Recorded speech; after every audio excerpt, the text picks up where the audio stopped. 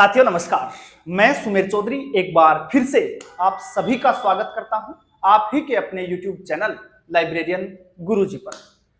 साथियों, पिछली क्लास में हमने RRLF के बारे में पढ़ना प्रारंभ कर लिया था, जिसके तहत सबसे पहले हमने इसके इतिहास को जाना, क्या क्या हुआ, कब कब हुआ, स्थापना के बारे में देखा, एक्ट देखा, इसका मंत्रालय देखा, मंत्रालय के बाद इसका अध्यक्ष कौन होता है। इन सब चीजों की चर्चा करने के बाद हमने RRLF के द्वारा जो भी योजनाएं चलाई गई थी उनकी बात करी थी, और उसमें हमने मैचिंग स्कीम और नॉन मैचिंग स्कीम्स अर्थात मिलान अनुदान योजनाएं और गैर मिलान अनुदान जो योजनाएं थी इनकी, उनको भी बहुत अच्छे से हमने देखा था। हमने पिछली क्लास में RRLF के उद्देश्य भी तैयार करे थे कि इनके क्या क्या उद्देश्य हैं। ये सारी चीजें हमने पिछली क्लास में तैयार कर ली थी। आज इस RRLF के दूसरे पार्ट में हम जो भी बचा हुआ पोर्शन है वो तैयार करेंगे। इस क्लास में ये टॉपिक कंप्लीट हो जाएगा और इसके बाद अगली क्लास में हम ALA को तैयार करेंगे। अमेरिकन लाइब्रेरी एसोसिएशन को हम बहुत अच्छे से इसके बाद पढ़ने वाले हैं। तो चलिएगा शुरू करते हैं बिना किसी देरी के आज की इस महत्वपूर्ण क्लास को।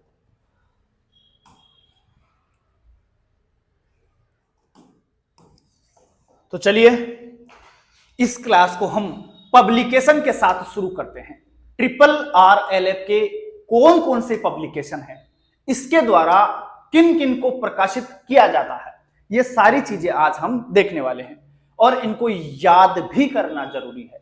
क्योंकि देखो, जुगाड़ बना के जब तक याद नहीं करोगे, किसी भी चीज से रिलेट करके याद नहीं करोगे, तो ये सारे पब्लिकेशन एक दूसरे के अंदर मिक्स हो जाएंगे। RRLF के पब्लिकेशन आइजलिक वाले में मिल जाएंगे, नहीं तो ILA वाले में मिल जाएंगे, कहीं ना कहीं जाकर मिक्स हो जाते हैं और अपने को पता भी नहीं चलता सर ये ALA का है कि ILA का है कि IFLA का है कि यूनेस्को का है कि आइजलिक का है कि RRLF का है, पता ही नहीं चलता, सारे मिक्स हो जाएंगे। तो सबको जुगाड़ बना बना के याद करेंगे। सबसे पहले तो आप इतना जान लीजिए, RRLF दो प्रकार से चीजों को पब्लिश करता है। एक तो है वेब फॉर्म में और दूसरा है प्रिंट फॉर्म में। वेब फॉर्म में सिर्फ एक चीज देखेंगे, रविंद्रनाथ टैगोर की बिब्लियोग्राफी, वेब बिब्लियोग्राफी का प्रकाशन किसके द्वारा किया जाता है, ये बहुत बार पूछा जाता है। आप बताएंगे सर RRLF के द्वारा किया जाता है। प्रिंट फॉर्म में तो हम बहुत सारे देखेंगे, लेकिन इलेक्ट्रॉनिक फॉर्म में सिर्फ और सिर्फ हम रविंद्रनाथ टैगोर की वेब बिब्लियोग्राफी को याद करेंगे। देखिएगा,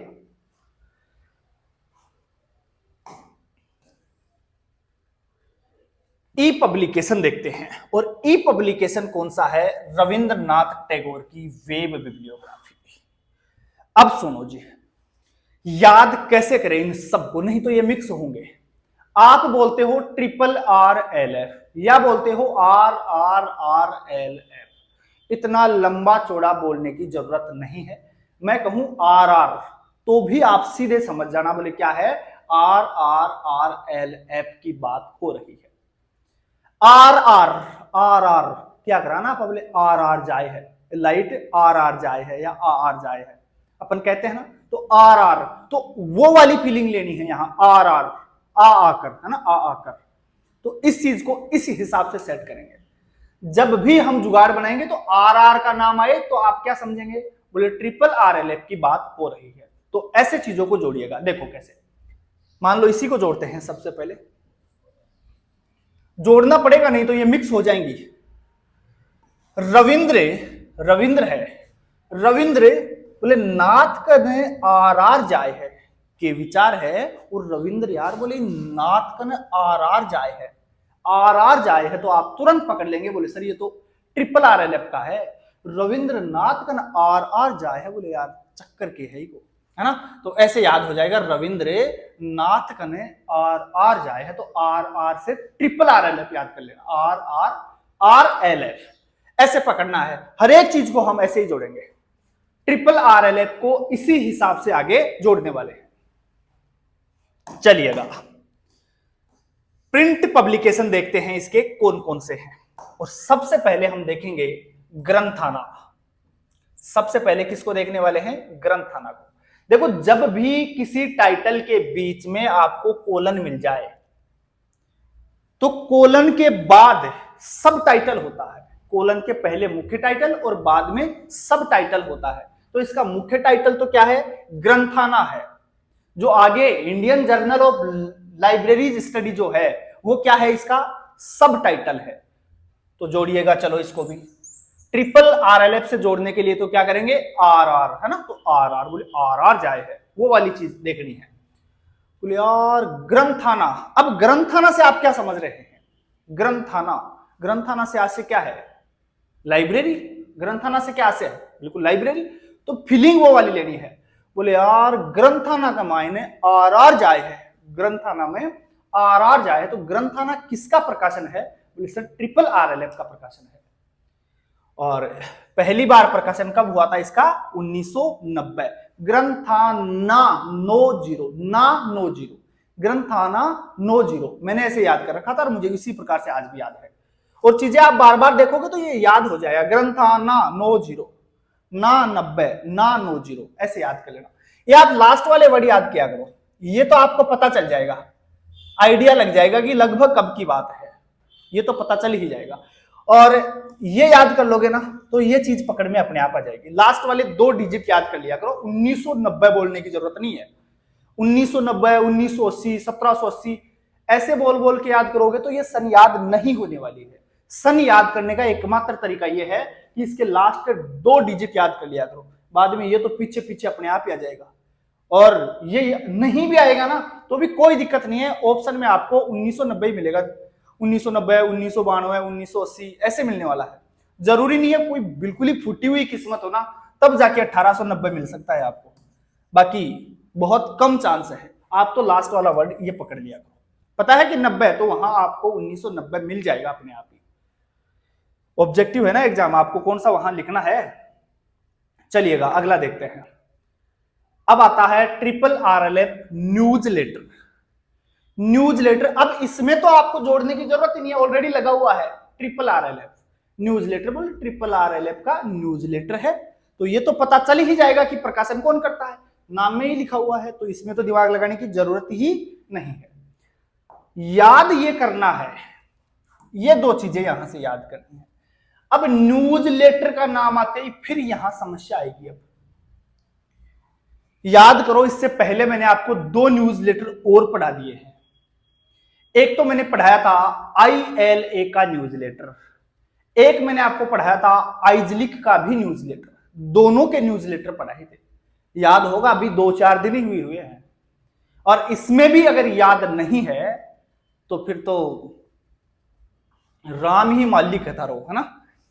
तो ILA का न्यूज लेटर पढ़ाया था, उसकी तो संख्या थी, बोले सर 1984 थी, ठीक है। आवृत्ति क्या थी उसकी? बोले सर वो मंथली था, ये क्या है? बाई मंथली है, द्विमासिक है। उसके बाद मैंने आपको आइजलिक न्यूज लेटर भी पढ़ाया था, उसका ईयर क्या था? आप कहेंगे सर 1966 था, केवल लास्ट के 66 पकड़ लो आप, 1900 अपने आप पीछे पीछे आएगा। तो आइजलिक न्यूज लेटर की बात करें तो 66, ILA न्यूज लेटर की बात करें तो 84, और ट्रिपल RLF के न्यूज लेटर की बात करें तो 81। तीनों याद रख लेना। फिर बात करें इनकी फ्रीक्वेंसी की, आवृत्ति की बात करें तो देखिएगा ट्रिपल RLF का जो न्यूज लेटर है वो बाई मंथली है, द्विमासिक है। लेकिन इसके अलावा जो 2 थे, ILA वाला न्यूज लेटर और आइजलिक वाला न्यूज लेटर, दोनों की आवृत्ति मासिक थी, मंथली थी, ऐसे याद रख लेना। वो दोनों मंथली थे, ये क्या है? बाई मंथली है। और इसका वर्ष क्या है? 1981, और उनके क्या है? 84 और 66।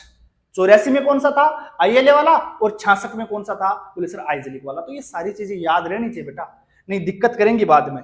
साथ के साथ अच्छे से याद करते जाओ। अब आता है आपका एनुअल रिपोर्ट। तो एनुअल रिपोर्ट को तो याद करने की जरूरत ही नहीं है, क्योंकि एनुअल रिपोर्ट तो लगभग सभी संस्थाएं या सभी ऑर्गेनाइजेशन जारी करते हैं, तो ये तो सबके लिए ही है। ये कभी पूछ नहीं सकता कि एनुअल रिपोर्ट कौन जारी करता है, भाई वो सभी करते हैं, तो इसमें कोई खास बात नहीं है, इसको आप स्किप कर देना भाई। फिर बात करते हैं books for the millions eight their door steps. Books for the millions, लाखों लोगों के लिए पुस्तकें उनके दरवाजों पर, लाखों लोगों के लिए पुस्तकें उनके दरवाजों पर। तो याद कैसे करेंगे, सुनिएगा, हिंदी में छोड़ो, आप मत जाओ, ज्यादा करने की जरूरत ही नहीं है, यहीं से पकड़ लो आप। तो बुक्स फॉर द मिलियन, बोले मिलियन बुक्स, बोले मिलियन बुक तो आर चल गई बोले मेरा दरवाजा पर, मिलियंस बुक तो आर चल गई बोले मेरा दरवाजा पर। तो मिलियंस बुक तो आर चल गई है ना, तो आर से आर अलग हो ही जाएगा, और दरवाजा ये आगे लिखा हुआ है। तो मिलियंस बुक है, तो मिलियंस बुक के नाम आते ही आप समझे, बोले यार मिलियंस बुक तो मेरे दरवाजे पर आके चली गई, आर चल गई बोले, है ना, तो ट्रिपल RLF का हो जाएगा, आसानी से याद कर पाएंगे, कोई दिक्कत नहीं होगी। चलिएगा अगला देखते हैं, इंडियन लाइब्रेरीज। इसके बाद आगे वाला क्या है, सब टाइटल है भारतीय पुस्तकालय, ट्रेंड एंड पर्सपेक्टिव, रुझान और दृष्टिकोण, भारतीय पुस्तकालय रुझान और दृष्टिकोण।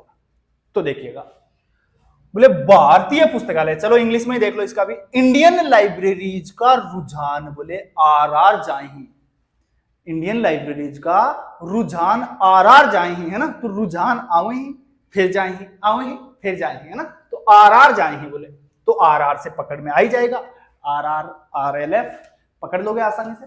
तो इंडियन लाइब्रेरी का रुझान बोले आर जाए ही, तो RLF आप कर पाएंगे, यहां कोई दिक्कत नहीं आएगी। अब इंडियन जो लाइब्रेरीज है, जो पब्लिकेशन है, इसके एडिटर कौन है, पूछा जा सकता है आपसे, KM जॉर्ज हैं। बोले सर KM जॉर्ज किसके एडिटर हैं, आप कहेंगे सर इंडियन लाइब्रेरीज के एडिटर हैं, ठीक है। अगला देखिए, अगला पब्लिकेशन क्या है, directory of public library in India, Bharat में सार्वजनिक पुस्तकालयों की निर्देशिका, डायरेक्टरी है, ध्यान रखना, भारत में सार्वजनिक पुस्तकालयों की निर्देशिका का प्रकाशन कौन करता है, बहुत बार पूछा जाएगा। वैसे भी आप देख सकते हो, सार्वजनिक पुस्तकालयों की निर्देशिका है, और भारत में सार्वजनिक पुस्तकालयों के लिए काम करने वाला एसोसिएशन कौन सा है, बोले सर ट्रिपल RLF। सब कुछ ये सार्वजनिक पुस्तकालयों के लिए ही करता है, और यही तो संस्थान है भारत में एकमात्र जो सार्वजनिक पुस्तकालयों के लिए काम करता है स्पेशली। तो वैसे भी पकड़ में आ जाएगा, और ऐसे पकड़ में नहीं आता है तो एक इलाज इसका भी कर लो। कैसे, कौन हिंदी करेगा और कौन माथा पच्ची करेगा, बोले यहीं से पकड़ लो ना सीधा। तो डायरेक्टरी, बोले सर डायरेक्टर पब्लिक लाइब्रेरी में आर जाए है, डायरेक्टर पब्लिक लाइब्रेरी में आर जाए है, वो के चक्कर है बेटा, है ना, तो ऐसे कर लेना भाई। और डायरेक्टर जो है पब्लिक लाइब्रेरी में, बोले बार बार आर जाए है, किम ना किम तो दाल में काड़ो है, बोले तो डायरेक्टर पब्लिक लाइब्रेरी में बोले आर जाए है, तो आर से आप तुरंत पकड़ ही लोगे, तो ये भी हो जाएगा, इसमें कोई समस्या किसी को नहीं आने वाली है, ठीक है। चलते हैं थोड़ा सा और आगे, 2 डिकेड्स ऑफ द फाउंडेशन, स्थापना के 2 दशक, स्थापना के 2 दशक, बोले आर चलेगा, है ना, स्थापना का 2 दशक, आर गया, बोले आर गया, बोले स्थापना के 2 दशक तो आर गया, तो ऐसे याद ये भी हो जाएगा, आर गया, स्थापना का 2 दशक आर गया, बोले, है ना, तो आर से आर हो जाएगा तुम्हारा। चलिएगा, national policy on library and information system and service for India, सुनिएगा, जिसे आप नेप्लीज कह सकते हैं। और इसको तो याद करने का एक और तरीका बता दूं मैं, नेप्लीज को तो आप नेपाली बोल लिया करो, याद हो जाएगा, कोई दिक्कत नहीं होगी। बोले नेप्लीज नेपाली, बोले नेपाली इंडिया में आर जाए हैं, नेपाली इंडिया में आर जाहि नेपलीज, ध्यान रखना स्थापना होती है उसकी 85 में, रिपोर्ट आती है 86 में, रिपोर्ट 86 में जमा करवाई जाती है, स्थापना 85 में होती है। अब यहां से 2-3 क्वेश्चन और आते हैं, उलझाने वाले क्वेश्चन आते हैं, अभी बात करेंगे हम उनकी। फिलहाल तो आप यहां से ये देख लीजिए, इसके एडिटर कौन थे, बीपी बरुआ थे, और आरआर लैब के जो कि पहले निदेशक थे, प्रथम डायरेक्टर थे ट्रिपल आर लैब के, कौन, बीपी बरुआ। ठीक है, कोई दिक्कत नहीं होगी, याद नेपलीज के जैसे कर लेना।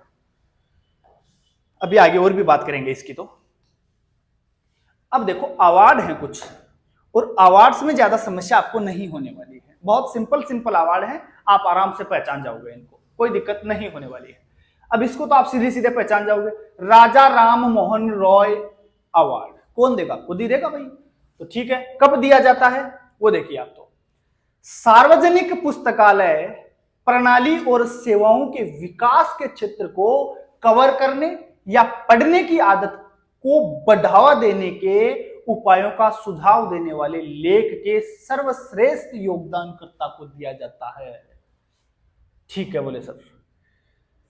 बात करते हैं the best state central library. देखो पहले भी मैं अभी बता चुका हूं, स्टेट सेंट्रल लाइब्रेरी। अब स्टेट सेंट्रल लाइब्रेरी क्या है, जो राज्य केंद्रीय पुस्तकालय है वो सार्वजनिक पुस्तकालय तो है, और सार्वजनिक पुस्तकालयों के लिए भारत में कौन काम करता है, बिल्कुल ट्रिपल आरएलएफ काम करता है। तो यह अवार्ड कौन देगा, ट्रिपल आरएलएफ देगा, क्योंकि सेंट्रल लाइब्रेरी है, राज्य केंद्रीय पुस्तकालय है, तो उसके लिए तो कौन करेगा काम, बोले सर ट्रिपल आरएलएफ करेगा, क्योंकि यह बना ही सार्वजनिक पुस्तकालयों के लिए है। तो आप आसानी से जवाब दे देंगे।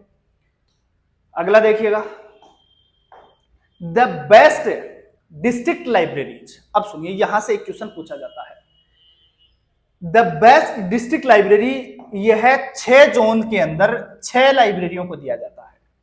6 जोन में 6 अवार्ड प्रदान किए जाते हैं, केवल और केवल 6 जोन में 6 अवार्ड दिए जाते हैं। पूछा जाता है इसके तहत कितने अवार्ड दिए जाते हैं, आप कहेंगे सर 6 अवार्ड दिए जाते हैं। इस चीज का थोड़ा सा ध्यान जरूर रखिएगा। Triple RLF best rural library award. अब ग्रामीण लाइब्रेरियां जो है, रूरल लाइब्रेरी है, वो बिल्कुल सार्वजनिक पुस्तकालय, कोई एकेडमिक लाइब्रेरी थोड़ी ना है, या कोई स्पेशल लाइब्रेरी भी नहीं है। रूरल जो ग्रामीण क्षेत्रों में लाइब्रेरियां हैं, सरकार ने खोल रखी है, वो सारी की सारी क्या है, पब्लिक लाइब्रेरी है। और पब्लिक लाइब्रेरी कौन काम करता है इन पर, बोले सर ट्रिपल आरएलएफ करता है। तो वो चीज तो यहां पकड़ में आ जाएगी। स्पेशल ये ध्यान रखना, प्रत्येक राज्य में एक ही लाइब्रेरी को यह अवार्ड दिया जाता है, एक राज्य में केवल और केवल एक लाइब्रेरी को यह अवार्ड मिलता है। तो इसका भी थोड़ा सा ध्यान रखिएगा। उसके बाद ट्रिपल आरएलएफ फेलोशिप, नाम से ही सिद्ध हो रहा है, दिमाग लगाने की जरूरत नहीं है। ट्रिपल आरएलएफ की फेलोशिप है तो खुद ही देगी, दूसरा तो कौन देगा। लेकिन ध्यान में क्या रखना है, पूछा यह जाता है कितने लोगों को प्रदान की जाती है, तो आप कहेंगे सर 5 लोगों को यह फेलोशिप प्रदान करी जाती है। 5 लोग आएंगे फेलोशिप में, 5 आएंगे, बोले सर ठीक है। जिन्होंने, किनको दी जाती है, सुनिएगा, जिन्होंने आंदोलन में सक्रिय भागीदारी, संगठनात्मक पहल या जनता में पढ़ने की आदत के प्रसार के लिए काम किया है, सिर्फ उसी को मिलता है ये फेलोशिप, उसी को प्रदान करी जाती है। चलिएगा अब देखिएगा, ये कुछ प्रोग्राम है जो महत्वपूर्ण है ट्रिपल आरएलएफ के, और ये पूछे जाते हैं बार बार। आपसे पूछा जाता है कि सर स्किल डेवलपमेंट प्रोग्राम किसने चलाया, स्किल डेवलपमेंट, बोले सर स्किल डेवलपमेंट आरआर चल जाए है, स्किल का डेवलपमेंट हो नहीं रहा, बोले अच्छे से हो जाए है फिर चल जाए है, हो जाए फिर चल जाए है, तो आरआर जाए है, बोले डेवलपमेंट हो नहीं रहा, बोले अच्छे से, तो पकड़ लेना इस हिसाब से। जुगाड़ बनाने पड़ेंगे भाई, तुम्हारे पास कोई और इलाज है नहीं, जैसे तैसे करके दिमाग में एक बार इनको फंसाना पड़ेगा। राष्ट्रीय, दिमाग में फंसाने की बात कर रहा हूं मैं, राष्ट्रीय स्तर पर भारत में पुस्तकालय और सूचना नीति लागू की, वही नेपलीज वाली है। अभी देखते हैं इसको, पुस्तकालय नीति, अब इसको विस्तार से देखेंगे फिर थोड़ा सा अपन नीचे। नेपलीज है, और नेपलीज का देखो, नेपलीज भी 2 प्रकार से याद करनी है अपने को। स्थापना मैंने अभी बताया 85 में, और रिपोर्ट दी थी 86 में। एक क्वेश्चन आपसे पूछा जाता है कि नेपलीज की या नेपलीज का गठन किसने किया था, तब वहां पर बच्चे भावुक हो जाते हैं और सीधा आंसर लगा देते हैं, बोले सर ट्रिपल RLF। जबकि लगता भी और है ये कि हाँ ये तो मेरा एकदम परफेक्ट सही है। क्वेश्चन को समझना, दो प्रकार से पूछता है ये क्वेश्चन। यहां दिक्कत होती है, नेपलीज का गठन किसने किया था, सीधा इतना ही पूछता है, और आप लोग कर देते हो ट्रिपल RLF। नहीं करना होता है। नेपलीज का गठन संस्कृति मंत्रालय भारत सरकार के द्वारा किया गया था। RRRLF के द्वारा नेपलीज का मसौदा तैयार किया गया था, ब्यौरा इसने तैयार किया था। बाद में इसके ऊपर समिति तो किसने गठित करी थी, संस्कृति मंत्रालय भारत सरकार ने। तो ये दोनों अलग अलग क्वेश्चन है और दोनों पूछे जाते हैं, और ऑप्शन में भारत सरकार का संस्कृति मंत्रालय भी रहता है, ऑप्शन के अंदर आपका ये ट्रिपल RLF भी रहता है। तो इन कुछ चीजों को बहुत बढ़िया से देख लेना भाई। भारत में ये क्वेश्चन सीधा आता है, इसलिए मैंने सीधा ही दे दिया है। हर बार सीधा सीधा ऐसे ही पूछता है, कुछ भी एक शब्द भी चेंज नहीं करता इसमें, हर बार ऐसे ही आ रहा है ये क्वेश्चन। भारत में 9000 पुस्तकालयों को जोड़ने के लिए 1000 करोड़ की योजना की अवधारणा के साथ कौन जुड़ा था, ऐसे पूछता है। तो आप बताएंगे सर ट्रिपल RLF और NML, national mission on libraries. खैर हम इसकी भी चर्चा करेंगे, एक पढ़ेंगे, इसको भी अलग से पढ़ेंगे। स्थापना कब होती है, बाद में यह लागू कब होता है, तो ये सारी चीजें इसकी भी देखेंगे अपन। किसकी अनुशंसा पर NML की स्थापना करी जाती है, NKC की अनुशंसा पर करी जाती है, नेशनल नॉलेज कमीशन की अनुशंसा पर करी जाती है। NKC की स्थापना कब होती है, वो सारी चीजें भी हम देखेंगे। फिलहाल आप यहां ये देख लीजिए कि 9000 पुस्तकालयों को जोड़ने के लिए 1000 करोड़ की योजना की अवधारणा के साथ जुड़े थे कौन कौन से संस्थान, ट्रिपल RLF और NML, national mission on libraries. चलिएगा अब बात करते हैं CIP। और जब मैंने आपको लाइब्रेरी ऑफ कांग्रेस पढ़ाया था उस समय इसकी जानकारी आपको दी थी। बोले बीजेपी वाला की सरकार है टाइम पर, तो बीजेपी वाला VIP है और कांग्रेस वाला बेचारा CIP है। तो लाइब्रेरी ऑफ कांग्रेस ने तो इसकी शुरुआत करी थी, ऐसे याद करने का जुगाड़ भी बताया था। बोले यार प्रेजेंट में सरकार बीजेपी की हो, तो बीजेपी वाला तो बोले VIP बना फिरे और बेचारा कांग्रेस वाला CIP बना फिरे, है ना। तो ऐसे याद कर लेना, VIP CIP तो जुड़ जाता है। तो इसका प्रारंभ तो लाइब्रेरी ऑफ कांग्रेस ने किया था, और शायद आपको याद हो तो मैंने इसकी सन भी आपको बताई थी। लाइब्रेरी ऑफ कांग्रेस के द्वारा CIP प्रोग्राम कब से प्रारंभ किया गया था, बताया था मैंने आपको, आज फिर से बता देता हूं।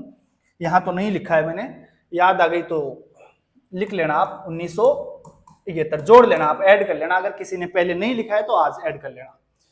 तो CIP बोले, कहा था ना मैंने, बोले के VIP बन रहे हो, सातेक CIP बन जा, बोले अब याद आया होगा आपको।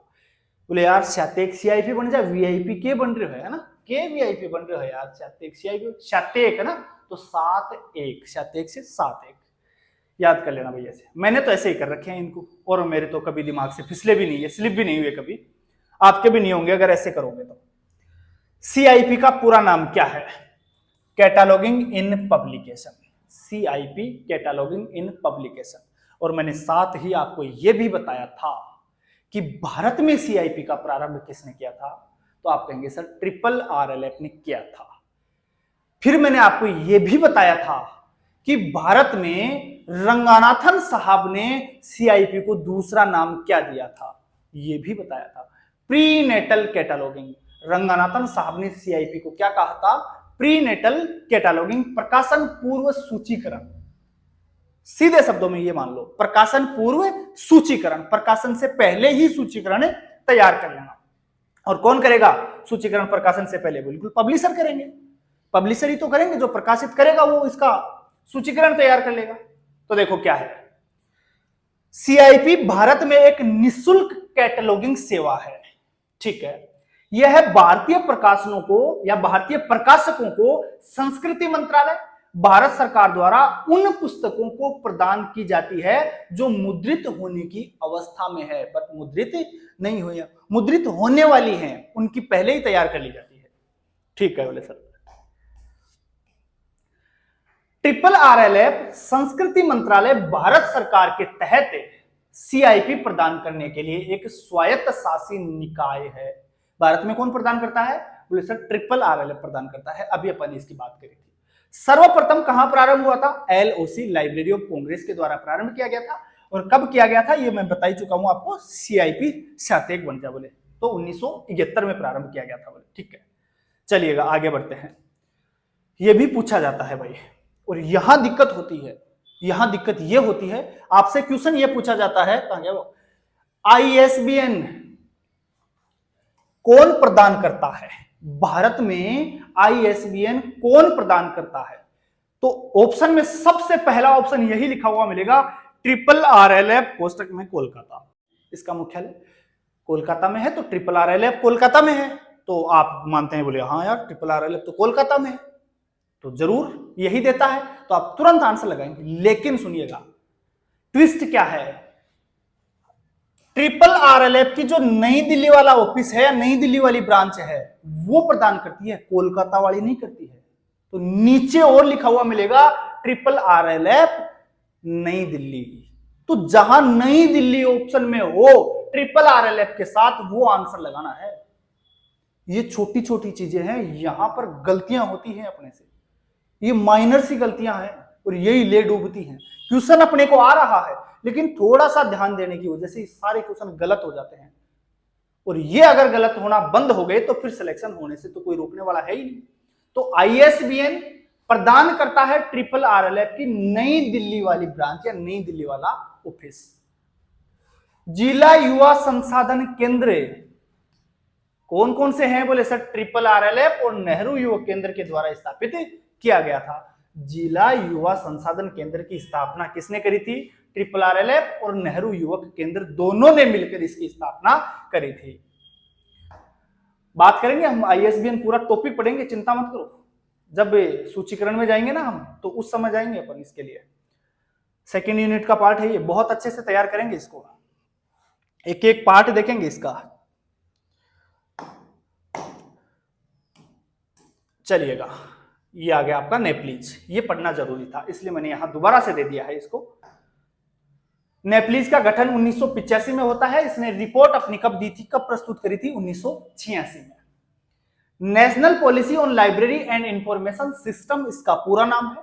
हिंदी में कहें तो पुस्तकालय और सूचना विज्ञान पर राष्ट्रीय नीति। ये नीति किसने बनाई थी?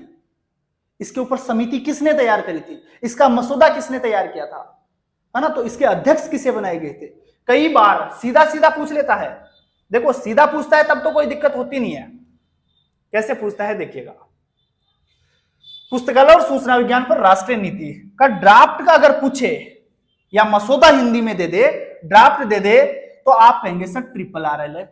लेकिन इसके ऊपर समिति की बात करें तो कहेंगे संस्कृति मंत्रालय भारत सरकार। और इस समिति का अध्यक्ष किसे बनाया था? तो आप कहेंगे सर चट्टोपाध्याय को बनाया था। चट्टोपाध्याय को बनाया था। ध्यान रखना, इन दोनों चीजों का ध्यान रखना। इसलिए कई बार इसको चट्टोपाध्याय समिति भी कहते हैं। चट्टोपाध्याय समिति की स्थापना कब हुई? आप कहेंगे सर 1985 में। कब हुई? 85 में हुई थी। रिपोर्ट कब दी फिर इसने? 1986 में। तो ये चीजें याद कर लेना, ये दोनों घुमा घुमा कर पूछता है, घूमना नहीं है इसके साथ में। चट्टोपाध्याय इसके अध्यक्ष थे, इसलिए इसे चट्टोपाध्याय समिति भी कहते हैं। उम्मीद करता हूं जो अपन ने पढ़ा है वो बहुत अच्छे से आपको समझ में आया होगा। फिर भी अगर किसी को समस्या है कहीं पर भी, तो मैं आपको नंबर नोट करवा देता हूं, यहां मुझे आप मैसेज कर दिया करें। कोई दिक्कत किसी को है तो 9024 78 27 10। जब भी मुझे टाइम मिलेगा मैं देख लूंगा और कोशिश करूंगा जवाब देने की। लेकिन प्लीज कॉल कर करके परेशान नहीं करेंगे, क्योंकि मैं किसी टीम को नहीं रखता। मैं स्वयं टीम हूं, अकेला ही टीम हूं। मैं स्वयं सारा कार्य करता हूं, सिर्फ टाइपिंग को छोड़कर, क्योंकि टाइपिंग मेरे से नहीं होती है। इतना टाइम भी मुझे नहीं मिलता है कि मैं आपके लिए टेस्ट के 100 क्वेश्चन टाइप कर सकूं बैठ करके। ड्यूटी भी करूं और काम भी करूं, क्लासें भी करूं, तो इतना टाइम मुझे नहीं मिलता। सिर्फ एक बंदा मैंने रख रखा है, वो आपकी टेस्ट सीरीज टाइप करता है, और टेस्ट सीरीज में कंप्लीटली अपने हाथ से लिखकर उसे देता हूं। तो उसकी चिंता आप बिल्कुल ना करें। हाँ, टेस्ट सीरीज में आप जरूर ज्वाइन हो जाइए। क्योंकि वह आपकी सफलता के दरवाजे खोलती है। वहीं से आपका दरवाजा है। सफलता का द्वार टेस्ट सीरीज ही है। मैं पहले भी आपको समझा चुका हूं। भले ही आप किसी भी टॉपिक को कितना ही पढ़ लेना, बिना टेस्ट दिए उसके आप जड़ तक नहीं पहुंच सकते। टेस्ट से ही पता चलता है कि कहां अपने को और मेहनत की आवश्यकता है। तो ऐप मैंने बता ही दिया था, लाइब्रेरियन गुरुजी अपना एप्लीकेशन है, प्ले स्टोर पर जाएंगे, वहां आप सर्च करेंगे तो ऐप आपको मिल जाएगा, डाउनलोड करिए और टेस्ट दीजिए। कोई बच्चा अब भी ज्वाइन करता है तो वो पीछे वाले टेस्ट भी दे सकता है। अनलिमिटेड अटेम्प्ट मैंने वहां कर रखे हैं। आप जितनी मर्जी चाहे आपकी हो, आप उतनी बार टेस्ट दे सकते हो। टेस्ट दिया करो। अगला टेस्ट आपका जस्ट ही आने वाला है, परसों आपका टेस्ट होने वाला है। तो जिन्होंने अभी तक भी ज्वाइन नहीं करा है वो प्लीज जाए और ज्वाइन कर ले और अपनी तैयारी को बहुत गजब की धार दे ले। सिलेक्शन क्यों नहीं होगा फिर? अगर क्लास आपको अच्छी लगी हो तो प्लीज लाइक करिएगा और चैनल को सब्सक्राइब जरूर करिएगा। Thank you. जय हिंद, जय भारत।